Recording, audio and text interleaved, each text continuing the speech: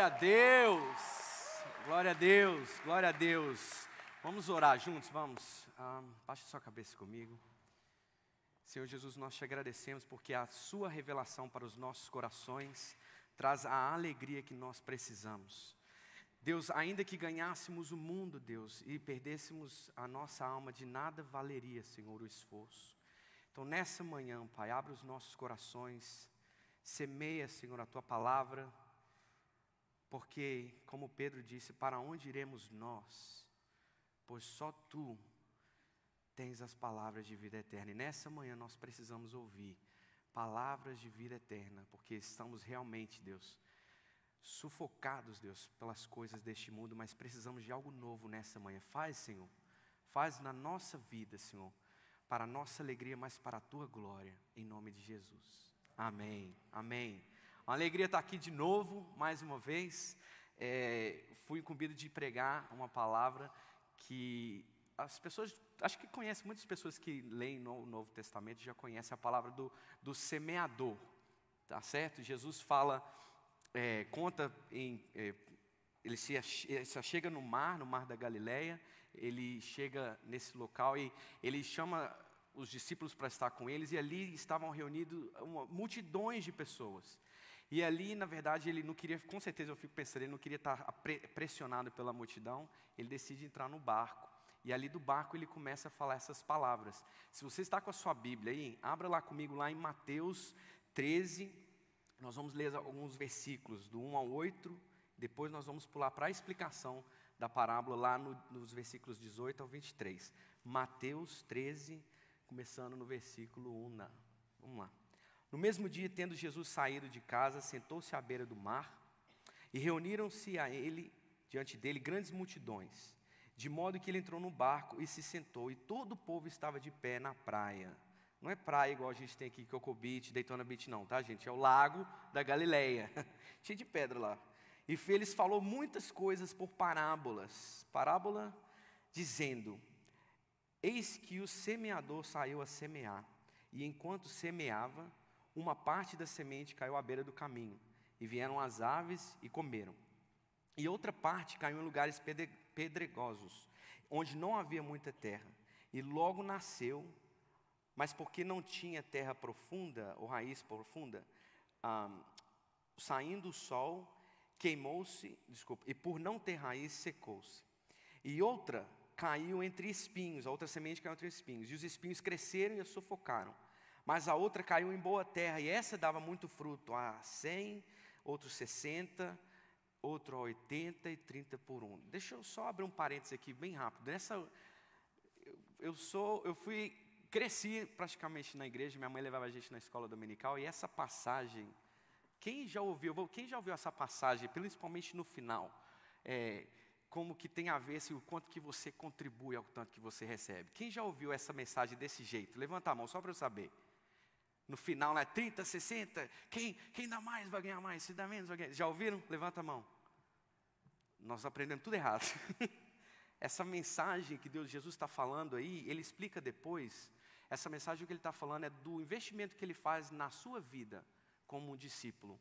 Nós vamos ler um pouco da explicação que ele fala lá no versículo 18. Olha só, ele une com os discípulos dessa vez, e ele vai explicar o que ele falou, na verdade, que ele tinha falado com as multidões. Porque parábola, na verdade, não é uma história que Jesus vai contar e você, entendi, beleza, agora já sei, vou fazer. Não, parábola é uma história que ele realmente vai apresentar um desafio para a pessoa, e as pessoas que realmente vão entender são as que estão realmente prestando atenção, que estão ouvindo e prestando atenção. Mas olha como Jesus explica essa parábola lá para os seus discípulos. Lá no versículo 18, quem está no telão também. Ouvi, pois, vós a parábola do semeador. A todo que ouve a palavra do reino e não a entende, vem o maligno e arrebata o que lhe foi semeado no coração. Repete comigo, semeado no coração. É onde o alvo de Deus é o nosso coração. Este é o que foi semeado à beira do caminho. E o que foi semeado nos lugares pedregosos, este é o que ouve a palavra, recebe com alegria. Quem já foi em lugares assim que as pessoas aceitam Jesus, cai confete de cima, aquela barulhada toda, você já qualquer, como é que fala? Tem uma mera, vamos pular isso, né, Gil? Recebe com alegria, mas não tem raiz em si mesmo. Antes é de pouca duração. Deixa Deus fazer algo que é eterno na sua vida, viu? Deixa Deus fazer algo na sua vida que vai criar raízes profundas e você não vai ficar levado de um lado para o outro, viu? Deus deseja ensinar a gente a palavra dele. Este é o que ouve a palavra e logo recebe com alegria, mas não tem raiz em si mesmo, esse é de pouca duração, e sobrevindo a angústia e a perseguição por causa da palavra, logo se escandaliza. E na verdade decide não mais seguir, né? E o que foi semeado entre os espinhos, este é o que ouve a palavra, mas as preocupações, os cuidados deste mundo e o engano que provém das riquezas sufocam a palavra e ela fica infrutífera. Mas o que foi semeado em boa terra, este é o que ouve a palavra, ele entende, esse dá fruto e produz 100, outro 60 e outro 30. Essa é a explicação de Jesus sobre essa palavra. Quem é o semeador? Me ajuda aí, quem é o semeador? Fala com confiança. Jesus, ele semeia. O que ele semeia? O que ele está semeando? A palavra do quê? Do reino de Deus, do evangelho. Essa é a palavra, essa é a semente. Jesus trabalha na nossa vida, a semente que ele plantou no seu coração, ele trabalha para que tem que ter uma finalidade o que ele fala com a gente. E essa finalidade, na verdade, é um propósito de produzir bons frutos, na verdade, de multiplicar. Em Mateus 13, 37 e 38, ele conta mais uma parábola, mas eu acho que tem uma certa assim, explica um pouco mais essa que a gente acabou de ler. Ele respondendo disse, o que semeia a boa semente é o filho do homem, e o campo é o mundo, a boa semente são os filhos do reino. Tem uma mudança aqui, ó. A boa semente são os filhos do mundo. Nós falamos que a semente é a palavra, certo?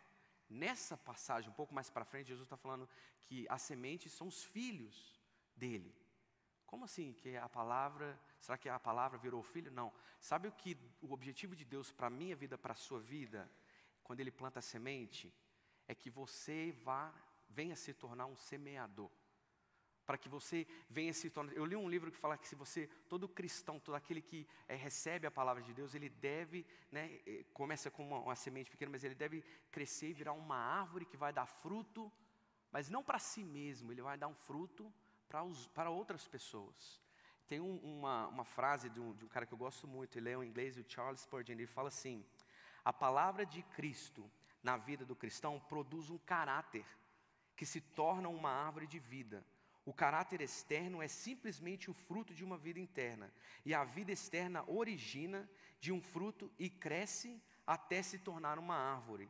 Quando se torna uma árvore, ela produz frutos na vida de outros, para a glória de Deus. Achei interessantíssimo do jeito que ele coloca, mas a gente não tem aí nessa parábola só o que Jesus faz. A gente tem ali, o que Jesus nos dá informação também, é que existe um outro trabalho do inimigo, do diabo, que tenta impedir esse processo, porque a palavra de Jesus, a palavra de Deus para nós é para nos dar vida, para nos salvar, para trazer à nossa mente aquilo que o mundo não pode dar.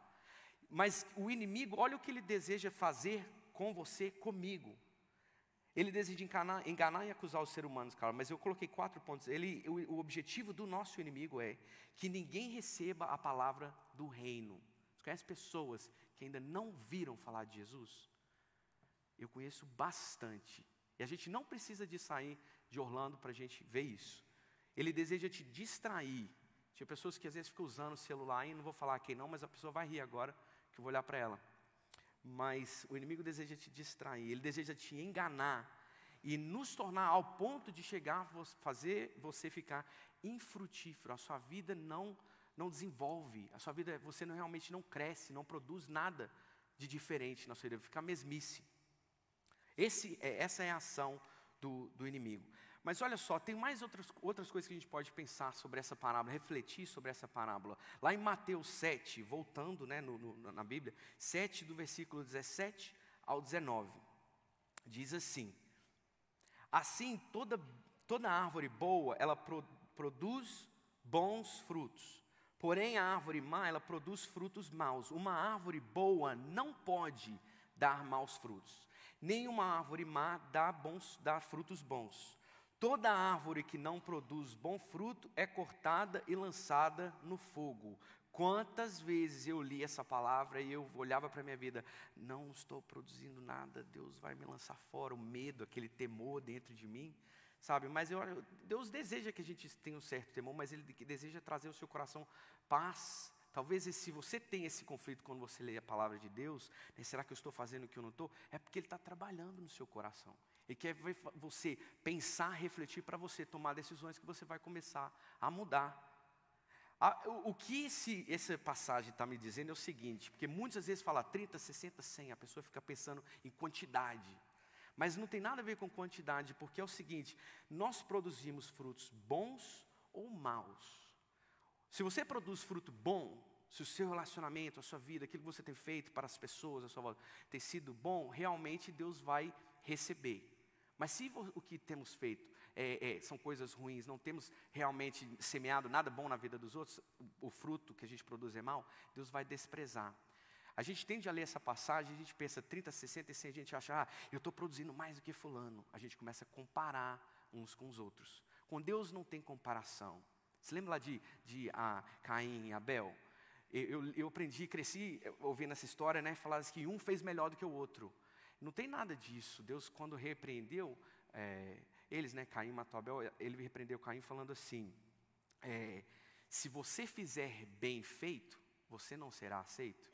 Ele não fala, se você fizer melhor, você será aceito. Então vamos tirar a pressão das nossas vidas, essas comparações que a gente tem uns com os outros. Você vê fulano talvez cantando igual a Lulu, canta muito bem, ótimo. Você talvez não canta tão bem, não importa. Não é a quantidade. Ela é serva do Senhor, você é servo do Senhor. Vocês estão produzindo frutos de acordo com os dons que Deus te deu, de acordo com as circunstâncias que Deus te deu. É isso que essa palavra está falando. Jesus não está querendo comparar, Ele não compara ninguém. Ele só quer te chamar, vem meu filho, vem, porque eu quero que você produza. É isso que essa palavra está dizendo. Não tem a ver com quantidade, mas sim a qualidade. Ou se é bom, ou se é ruim. Respira aí agora, tira a comparação. A gente vive a nossa vida assim. Olha lá o que ele diz lá, para provar o que eu estou falando, lá em Mateus 25, 20 a 24, essa é outra parábola, eu não vou passar ela bem rápido, não vou ler ela bastante não, mas eu sublinhei, eu coloquei em negrito e sublinhei algumas coisas nessa passagem que é interessante. Teve 3 pessoas, um recebeu 1 talento, o outro recebeu 2, o outro recebeu 5. Né, a gente sempre fala, será que eu recebi 5? Será que eu recebi 2? Eu não quero ser o que recebeu 1. Mas essa palavra, olha só, quando o mestre, né, vai falar, vai prestar contas, ele fala lá no versículo 21, disse-lhe o Senhor, muito bem, servo bom e fiel. Esse é o que recebeu 2 talentos, tá? Sobre pouco foste fiel, sobre muito te colocarei. Aí a gente pensa, né, que o que recebeu 5 talentos, o mestre vai falar, nossa, você recebeu muitos talentos, vou te colocar ainda com mais coisas. Mas olha lá, a mesma coisa que ele fala para o que recebeu 2 talentos, ele fala para o que ele recebeu 5, no versículo 23. Disse-lhe o Senhor, muito bem, servo bom e fiel, sobre pouco. Às vezes a gente acha que o cara que recebeu 5 talentos, que tem muito aos olhos do ser humano, a gente olha, nossa, aquela pessoa tem tanto, mas aos olhos de Deus, aquela pessoa que tem tanto, para Deus aquela pessoa não tem nada.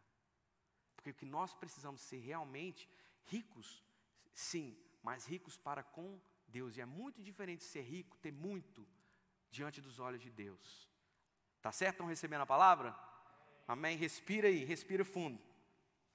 Então não tem a ver, nos olhos de Deus ali, todos eles receberam pouco. Diante da grandeza de Deus, o que são os seus talentos? O que são as suas riquezas? Jesus, é questão de plantar sementes, ele tem uma das histórias que eu mais gosto na Bíblia, quando ele fala com a mulher samaritana. E foi num lugar que ele encontra com ela, que chama Poço de Jacó. Tem uma foto que eu queria mostrar para vocês. Isso é em Israel, e é um mapa, fica esse lugar onde Jesus encontrou com ela, Samaria, vocês verem um pouco mais no norte. Tem uma linha, né, que está demarcando esse território. Hoje em dia ele é considerado como o West Bank, que é a área onde os palestinos estão confinados. Muita opressão que acontece nesse lugar. As pessoas falam que é muito perigoso você entrar em certas áreas ali, mas no tempo de Jesus, com certeza, não era dessa maneira. Mas ele decide passar por Samaria. Tem uma foto mais aproximada de Jerusalém, ali. Nablus é o local onde fica Sicar, que é o Siquém, que é o local exato onde ele encontrou com essa mulher. Tem uma foto que mostra a panorâmica do local. Se vocês conseguirem ver Jacob's Well, lá eu não sei como é que fala, the bottom right, como fala, Jacob's Well, tem uma igreja ali. Aquela igreja foi construída no poço onde Jesus encontrou com a mulher samaritana. Tem mais coisas que mostram nessa foto, os nomes estão em inglês, mas Siquém é onde eles, quando entraram na terra prometida, depositaram a arca da aliança ali. A presença de Deus se estabeleceu ali, depois que saíram, né, da peregrinação deles vindo do Egito. E tem 2 montes ali, na verdade, Monte Ebal e Monte Gerizim. É interessantíssimo algumas coisas que o Velho Testamento fala sobre que Josué separou 6 líderes de algumas tribos e colocou no Monte Ebal, no pé do Monte Ebal, e 6 líderes de outras tribos no Monte Gerizim. E ali eles pronunciaram maldição, as maldições por não obedecer a palavra de Deus em um monte, e no outro monte eles falaram sobre as bênçãos. Essa foto não mostra muito não, mas esses 2 montes, o Ebal ele tem uma aparência de deserto. E o Gerizim ele tem uma aparência bem de natureza, verde. Ele é muito, muito interessante como Deus deu ao povo algo assim visual para eles entenderem. Tem várias outras coisas que aconteceram nesse local. Abraão, antes mesmo do povo de Israel, volta na história, antes de Abraão chegar, de Deus falar com ele, na verdade, Abraão viveu neste local e foi ali onde Deus deu a primeira promessa para Abraão, exatamente na setinha que mostra ali Siquém, tem umas ruínas naquele local. Nesse local, Jesus encontra com a mulher samaritana. Eu acabei de dar para vocês várias coisas assim, históricas que aconteceram nesse lugar, e tem muito mais se você ler o Velho Testamento. Jesus poderia chegar para a mulher samaritana e falar, aqui aconteceu isso, aqui aconteceu aquilo outro, deixa eu te ensinar isso, deixa eu te ensinar, falar de fatos históricos. Mas ao invés de Jesus falar fatos históricos, coisas do passado, ele veio trazer uma nova vida para ela. É o que Deus vem fazer nas nossas vidas. Ele não vem na sua vida para te falar coisas do passado, o que você fez, onde você errou, onde você caiu. Ele não vem para falar isso com você. Ele vem para te falar, eu vim para te dar vida. E vida em abundância. É o que ele fez com essa mulher. Olha a semente que Jesus plantou na vida dessa mulher, que não tinha realmente esperança nenhuma. Ele poderia ter falado de fatos históricos, mas Deus veio, Jesus Cristo veio, para mudar a sua história e a minha história. E essa palavra, que está bem forte no meu coração de falar com você, não se apegue ao passado. O que passou, passou. Deus está renovando as nossas vidas. Ele está renovando as nossas mentes. O que passou, fala assim, repete, fecha os seus olhos e fala assim, o que passou, passou. Deus tem novas coisas para mim. Tem boas novas para mim. Você crê nisso? Você crê uma nova semente. Deus, Ele está plantando sementes ainda hoje. Ele planta sementes. Jesus veio fazer algo novo para nós. Ele veio mudar a sua história, Ele veio trazer uma nova palavra, uma nova esperança. Ele veio trazer salvação das nossas almas. Ele veio trazer misericórdia. Ele pede que a gente haja com o próximo tendo misericórdia e não demandando sacrifícios, reconciliação, restauração, perdão de todos os pecados, transformação, renovação da sua mente. Lavar, Ele veio para lavar a nossa consciência. Olha a consciência dessa mulher. 5 maridos, e o sexto, né, na verdade, se não me engano, o sexto não era marido dela. Olha a mente, olha a dificuldade dessa mulher. Jesus poderia ter falado tudo, aí ele vem e fala assim, não, olha, ele não fala dessa maneira, mas ele dá para ela uma missão e fala, vai lá, fala com o povo que eu sou o Cristo. Deu uma missão para ela. Olha o que Jesus começou a fazer na vida dela, era muito maior do que as pessoas tinham feito com ela, contra ela, o que ela tinha feito contra ela mesma. O que Jesus começou a fazer na vida dela foi algo grande. Jesus está fazendo algo grandioso na sua vida, viu, minha irmã? Você mesmo falou amém agora, Jesus está fazendo algo grande na sua vida, viu? Recebe a palavra do Senhor, o que passou, passou. Eis que foram feitas todas as coisas, novas todas as coisas, para a glória de Deus. Deixa Ele te levantar, viu? Deixa Ele te levantar, eu creio. Ele veio para tirar as maldições e não para nos amaldiçoar. Ele veio para salvar e não para condenar. Lá em João 3,17 a gente lê. Todo mundo foca no 3,16. Você sabe de qual? Você sabe de qual o 3,17? Vamos aprender junto, olha só. Porque Deus enviou seu Filho ao mundo, não para que julgasse o mundo, mas para que o mundo fosse salvo por Ele. Amém? Amém? Ele não vai te abaixar, Ele não vai te afundar, não. Ele vai te levantar, Ele vai tirar o peso e vai te levantar. Mas tem algo que eu preciso falar com você, porque eu sei que no nosso relacionamento com Deus, no meu relacionamento com Deus, eu não vejo um Deus assim que tudo é permissível, que tudo pode acontecer, confete para tudo quanto é lado. Deus é um Deus exigente. O investimento que Ele fez custou a vida do Filho dEle na sua vida para te trazer a salvação. Deus é um Deus exigente. Sabe como alguns versículos que eu estava pesquisando na Bíblia, eu vi isso aqui. Paulo, foi uma das pessoas que Deus mais usou que a gente lê assim na Bíblia. E foi em lugares assim que ninguém queria ir. Tem um momento que Paulo está com Silas lá em Atos 18, 5 e 6. Olha o que Paulo diz. Que a Bíblia diz, na verdade, Lucas, registrando isso. Quando Silas e Timóteo desceram a Macedônia, Paulo dedicou-se inteiramente à palavra, testificando, proclamando aos judeus que Jesus era Cristo, opondo-se, aí as pessoas começam a se opor, no versículo 6, opondo-se eles e lançando maldições, falando mal de Paulo.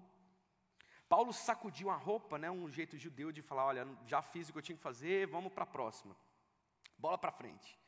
Paulo disse, o vosso sangue seja sobre a vossa cabeça, eu sou inocente. Se a sua tradução fala assim, eu estou livre da minha responsabilidade, ela é boa. Mas tem uma outra versão que fala, eu estou limpo. Alguma coisa assim, você não entende quando você lê aquilo ali. Estou limpo de quê? Ele fala que ele é inocente, mas inocente diante de quem? Paulo recebeu algo de Deus, uma graça grandiosa de Deus, que através dele aconteciam milagres, várias coisas, mas ele entendia essa responsabilidade. Se você recebeu essa palavra, essa semente de Deus, há uma responsabilidade sobre nós. Nós precisamos ir e falar. Em outra passagem, 20, 26, Paulo diz assim, lá Lucas registra assim, portanto no dia de hoje vos declaro, Paulo dizendo, que hoje sou inocente do sangue de todos. Ele continuou proclamando. Tem uma versão que eu falei, estou limpo, eu escrevi aqui. Porque eu não me esquivei, ou outras versões falam, eu não me retraí, ou eu não me intimidei de vos anunciar todo o conselho, a palavra de Deus. Quantas vezes aqui em Orlando a gente fica intimidado pela palavra de Deus? Sabe uma das coisas que eu sei, eu por experiência estando aqui, é que muitas pessoas ficam intimidadas de falar da palavra de Deus por causa do inglês. Deixa eu dar uma palavra para você que acha que o inglês, se você aprender, vai resolver tudo. Deus vai te usar, independente de habilidade de línguas ou não. É lógico que Ele deseja que você cresça e que você aprenda, mas o fato de não falar inglês não determina uma incapacidade de servir a Deus. Eu já tive várias experiências em lugares onde não sabia nada do que eles estavam falando, nem a palavra Deus eu sabia como falava na língua deles. Recentemente, olha, eu tive uma experiência, vou abrir um parêntese aqui. Eu perdi o meu celular no Mar Morto. Não, vou falar a verdade, eu não perdi. Eu deixei cair o meu celular no Mar Morto. Foi no dia 31 de dezembro. Eu tentei mergulhar. Para quem sabe, Mar Morto, você não afunda, você fica boiando. Tentei mergulhar com o olho aberto, meu olho ardendo. Eu atrás do meu celular, tentando buscar. Perdi o celular. E aí, eu não tinha sinal, eu não tinha GPS, eu queria ainda fazer mais coisas no país, eu sabia que Deus tinha me chamado ali, mas eu cheguei em áreas onde eu não falava nada, simplesmente nada da linguagem deles, mas foi um momento que eu tive com o Senhor, que Ele tirou a distração da minha vida, que eu pude focar no que o Senhor queria fazer através de mim, e ali naquele local eu tive momentos que eu encontrei com palestinos, muçulmanos, que jamais ouviram falar de Jesus Cristo. E eu até acabei indo na casa deles, eles me demonstraram grande hospitalidade, me deram café da manhã, eu adoro comida, comi muito lá, que eles dão muito para você. Mas ali eu tive uma oportunidade de plantar uma semente. Eu achava que Deus não poderia fazer nada comigo ali se eu não falasse a língua deles. Mas à noite, eu vou contar isso para vocês, à noite Deus me deu um sonho. E nesse sonho, alguém na casa tinha dores no peito. E aí eu peguei, fiquei com aquela palavra no café, a noite toda, de manhã, quando a gente estava tomando café, todo mundo começou a fumar. com a fumaça assim na frente. E aí eu peguei e tive a liberdade de falar com eles, um broken English, né, um inglês meio ruim e tal, mas assim, o dono da casa confessou, eu sou essa pessoa que tem fortes dores no peito. Foi algo ali que eu falei, gente, eu não falo a língua dele, não sei como, mas Deus está agindo ali. Eu pude plantar sementes no coração dele. Tem uma foto que eu estou com essa família, não sei se tem aí, mas é o cara que está de jaqueta ali. O nome dele é Ozzy. E ali eu pude conhecer também, são muçulmanos, ele tem uma irmã que tem síndrome de Down. E ele digitou no celular dele assim, desculpa. Ele digitou em árabe e traduziu em inglês, né? Ele no celular dele. Traduziu assim, desculpa, a minha irmã, ela foi afetada ou infectada com essa doença maligna. E aí eu pude falar com ele, eu abracei ela, na hora que eu li eu abracei ela e falei, ela é muito especial. A gente teve um momento muito bacana ali, eu brincando, aprendendo um pouco de árabe e tal, e ali eu vi que Deus me levou naquele lugar, tirou a distração do celular, para plantar semente no coração de pessoas que, qual a chance que eles teriam de ouvir? Deus renovou também algo na minha vida, porque quando eu estive ali, o celular vai embora. Gente, é muito ruim perder o celular, viu? Porque a gente fala o tempo todo aqui, o celular faz parte da minha vida. Todo mundo usa o tempo todo, mas eu quebro isso em nome de Jesus. O celular não é parte da nossa vida. O celular é bom, a gente usa sim, mas ele não é parte da nossa vida. E às vezes, muitas vezes, Deus simplesmente permite que essas coisas aconteçam para remover toda a distração. Sabe por quê? O Senhor tem ciúmes de você. Ele deseja semear mais palavras. Para você continuar, você chegou até aqui. Você chegou até aqui, na sua vida. Conquistou tantas coisas, certas coisas. Mas para você prosseguir sem Ele, não dá não. Não dá. Então Ele precisa às vezes remover essas distrações da sua vida para te mostrar, eu tenho mais coisas para fazer na sua vida, através de você. Ele não nos trouxe aqui para simplesmente nos barrar e falar, pô, agora eu não tenho mais habilidade. É sem comparação que Deus é o que Ele faz. Deus também, eu falei que Ele é exigente, certo? Olha aqui, eu tenho mais um quote do Spurgeon, ele fala assim, quando o cristão diz, eu dependo somente de Cristo, eu espero e descanso somente nele para a minha salvação, e eu creio que mesmo eu não sendo digno, eu ainda sou salvo em Jesus. Então surge dentro de mim um motivo de gratidão através deste pensamento. Sabendo que eu sou salvo pelos méritos dele, como não viver a minha vida para ele? Como não amá-lo, como não servi-lo intensamente? O amor de Cristo nos constrange. Tem outra tradução que fala que Ele nos compele, Ele nos empurra. Vai, meu filho, vai conquistar mais coisas para mim, para o meu reino. O amor de Cristo nos constrange. Que eu então não viva para mim mesmo, mas que eu viva para aquele que morreu por mim. Amém? Deus somente espera um retorno desse investimento que Ele tem feito nas nossas vidas. Mas eu falei, Ele é exigente, mas eu creio que Ele é paciente também. Sabe, se a gente lê a Bíblia, a gente vai aprendendo cada coisa. Jesus passou tanto tempo com os discípulos dele, e Ele falava que Ele ia morrer, que Ele ia se entregar, que Ele ia sofrer, mas que Ele ia ressuscitar. Quando Jesus ressuscitou e o túmulo dele, Ele foi colocado no túmulo lá, que discípulo ficou lá de vigília, esperando Ele ressuscitar? Nenhum. Isso prova o quê? Será que eles entenderam a palavra do Senhor? Jesus poderia ter falado assim, vocês não ficaram me esperando, vou começar um outro movimento com outros discípulos. Não, nós somos assim, tardios em entender o que Deus está querendo nos dizer. Olha, teve outro também, não foi só que eles não entenderam que Jesus ia ressuscitar. Até depois, quando Ele ressuscitou, as pessoas, Maria foi falar com eles, né, a Maria Madalena, eu falei, Ele ressuscitou, Pedro fala, não fala dessa maneira, mas eu creio, mentira dela. Teve outra coisa também que aconteceu, que Jesus mandou eles fazer, Jesus apareceu para eles. Gente, quando o cara morre, o cara ressuscita, você vai ficar falando dele o tempo inteiro. Você não vai querer saber de celular, Instagram, nunca mais na sua vida. Você vai querer realmente conhecer esse homem que morreu, mas que ressuscitou. Jesus fala então com eles, vai descer o Espírito Santo, vai vir sobre vocês, vocês vão receber poder, vocês vão fazer isso, e vão ser minhas testemunhas aonde? Aonde? Aonde? Confusão. Vai ser testemunhas de Judeia, Samaria, nos confins da terra. Depois que Jesus foi assunto ao céu, você lê na Bíblia algum discípulo saindo de Israel?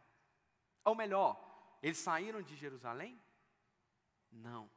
Será que eles entenderam a palavra de Deus? Aí Jesus vem e fala assim, não, eu não quero esses discípulos, não. Não.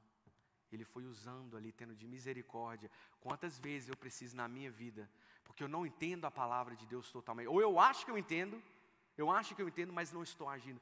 Nós precisamos de um Deus paciente. Você precisa de paciência? Esposa, você precisa de paciência com seu esposo? Precisa? Amém? E o esposo também, precisa de paciência com a sua esposa? Amém? Santo, você precisa de paciência comigo? Muita. Verdade, eu sei. Ele é paciente, nosso Deus é um Deus paciente. Amém? Amém. Eu creio que todo esse investimento que Deus faz na nossa vida, não precisa ter tem uma urgência, tem uma certa urgência, mas existe como eu digo, essa tolerância de Deus em continuar te capacitando. Eu creio nisso. Eu creio que Deus vai encher o nosso coração de esperança e alegria quando realmente focarmos na palavra dEle. Quando realmente entendermos que Ele fez esse investimento esperando o retorno, mas Ele tem essa paciência de continuar nos guiando como filhos. Você é filho, você é filha de Deus. Ele quer trazer a você, Ele quer trazer a mim experiências sobrenaturais com Ele. Eu tenho certeza, como aconteceu isso eu lá nesse lugar, lá em Nablus. Quem está precisando de ter uma experiência nova com o Senhor? Quem está precisando de ter um renovo na sua vida? Essa palavra é para você nessa manhã. Porque Deus fala assim, eu vou fazer algo nos seus dias que vocês nem vão acreditar. Nem se vocês virem, eu vou acreditar. Sabe a salvação da pessoa que você tem orado por ela? Talvez um documento, um green card que você esteja esperando. Você não para de crer, não. Talvez se você creu até aqui, Deus fala mais uma vez com você. Eu sou paciente, eu espero que você seja também. Mas continue buscando a minha face, diz o Senhor. Ele ainda é o semeador, Ele continua semeando a boa palavra. Ele veio trazer essa palavra então de esperança para você. Ele veio trazer salvação para a sua alma. Sabe, em Isaías 49:6, ali é uma profecia que é falada sobre Jesus, que Ele seria aquele que seria a luz para os gentios, e que Ele traria salvação, não só para o povo de Israel, mas para todas as nações. E Paulo começa a falar dessa profecia que foi dada para Jesus, lá em Atos 13:47, 9. Olha isso que Paulo diz. Porque assim nos ordenou o Senhor. Eu fiz você uma luz para os gentios, para que você leve salvação até os confins da terra. Vou parar um pouco aí, olha. Deus nos ordenou. Primeiro, Isaías está falando no singular, quando fala que eu fiz de você uma luz, eu escrevi lá, singular. Está falando sobre Jesus Cristo. E continua falando, para que você, Jesus, leve a salvação até os confins da terra. Jesus, o que Ele fez, na verdade, foi transformar. Na verdade, essa profecia, trazer ela para mim e para você. Paulo tomou para ele essa palavra. Você pode, aquilo que está escrito nas Escrituras, essas promessas que Deus tem para as nossas vidas, você tem a autoridade de tomar para si. Lógico que aplicando corretamente, o que Paulo está dizendo é, Deus chamou a Jesus Cristo, o Pai chamou Jesus Cristo para ser luz, Ele foi, mas Ele me incumbiu de uma missão também. Então Ele se apropriou dessa promessa e o que Paulo foi fazendo? Levando a semente da palavra do Senhor. Por onde Ele foi. Eu e você, nós trazemos Jesus para este mundo. Às vezes a gente espera muito lá fora, outra pessoa vir, um pregador, mas é de dentro de você que Jesus disse, irão jorrar rios de águas vivas. Dentro de você vão sair palavras que vão confundir os espíritos malignos, dentro de você vão sair palavras que vão realmente trazer esperança àquele que não tem, dentro de você. E o último versículo que eu quero ler é o seguinte, porque nós precisamos juntos abraçar essa responsabilidade. Porque Jesus disse, isso é Jesus dizendo, Mateus 24:14, este evangelho do reino será proclamado em todo o mundo, como um testemunho para todas as nações, então o fim virá. Amém? Isso aqui foi uma palavra meio que desafiadora, mas espero que vocês tenham recebido, porque Jesus faz de você uma luz. Ele não te trouxe aqui em Orlando, sabe para quê? Para você se contentar com migalhas das experiências que vocês estão tendo, que eu tenho tido aqui. Ele nos chamou para viver coisas sobrenaturais com Ele. Fiquem de pé comigo. Nós vamos louvar o Senhor e agradecer a Ele. Pai, muito obrigado pela sua palavra. Obrigado, Deus, porque essa é a semente. Oh Deus, um sacrifício foi feito ali no Calvário que custou, Senhor, a morte, a vida do teu filho. E nós desejamos, como um corpo de Cristo, como pessoas, seres humanos aqui, Senhor, queremos declarar, Deus, muito obrigado por essa semente de salvação. O Senhor confia em mim. Quem somos nós, Senhor Deus? Para que o Senhor se lembre de nós. Para que o Senhor se importe conosco. Mas a semente que o Senhor nos dá é de vida. Senhor, tem pessoas neste mundo, neste local, nessa cidade, que nunca ouviram falar da tua salvação. Pai, tem misericórdia. Tem os nossos vizinhos. Senhor, chama as pessoas para abraçar a tua causa. Vamos orar ao Senhor. Vamos louvar o Senhor.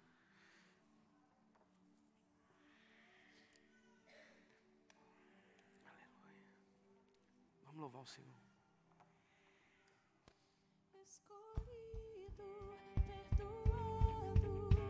Eu sou quem dizes que eu sou. Tu és por mim até o fim. Eu sou quem dizes que eu sou. Escolhido, perdoado. Eu sou quem dizes que eu sou. Tu és por mim até o fim. Eu sou quem dizes que eu sou.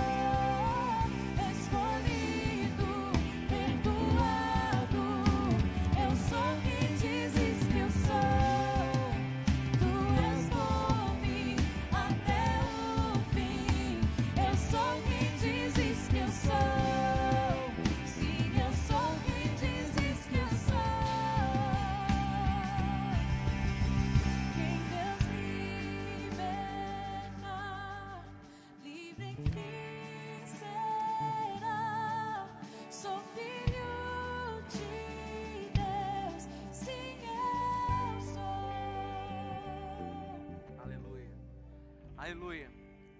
Que o amor de Deus, o Pai, a graça salvadora do nosso Deus e Pai, que as consolações do Espírito Santo sejam com todos vocês.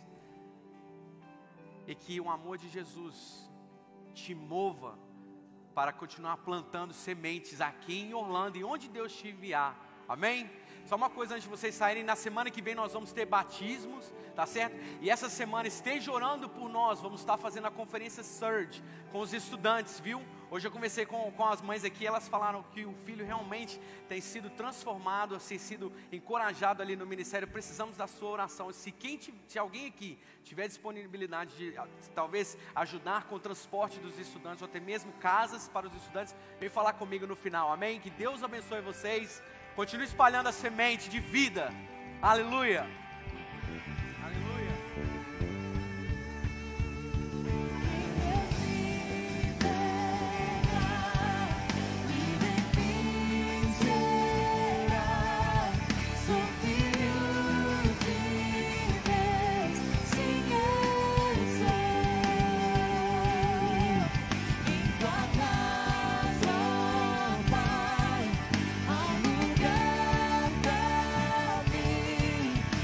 Filho